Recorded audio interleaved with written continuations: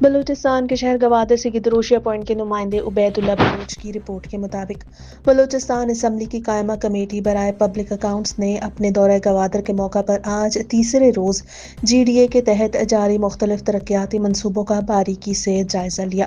Committee کی سربراہی M P اے اصغر علی ترین کر رہے تھے، جبکہ اراکین میں ایم پی ایز رحمت صالح بلوچ، زابد ریکی، زمرک خان اچکزئی اور فضل قادر شامل تھے۔ ایم پی اے گوادر مولانا ہدایت الرحمان بھی کمیٹی کے ہمراہ تھے، جبکہ director general G D A Shafqat Anwar Shahwani نے کمیٹی کو تفصیلی بریفنگ دی۔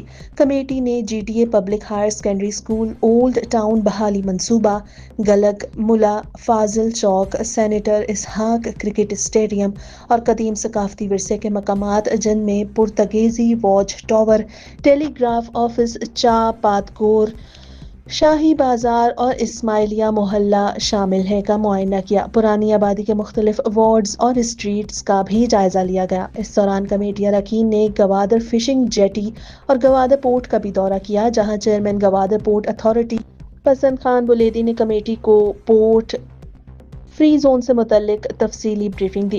Director general G D A Shafqat Anwar Shahwani نے کمیٹی کو جاری ترقیاتی منصوبوں، روڈ نیٹ ورک، سیوریج اور ڈرینیج الائنس کے حوالے سے آگاہ کیا۔ کمیٹی نے ان منصوبوں کا باریک بینی سے معائنہ کیا اور کام کے معیار کو تسلی بخش قرار دیا۔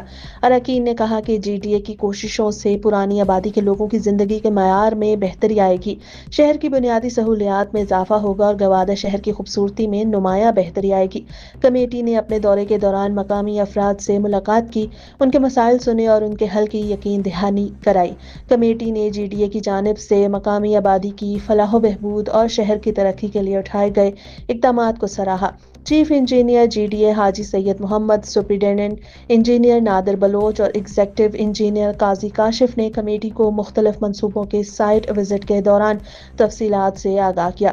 کمیٹی اراکین نے کہا کہ Gwadar smart port city master plan کے تحت جاری منصوبے نہ صرف شہر کی ترقی کو فروغ دیں گے بلکہ مقامی افراد کے لیے روزگار اور بہتر معیار زندگی کا ذریعہ بھی بنیں گے۔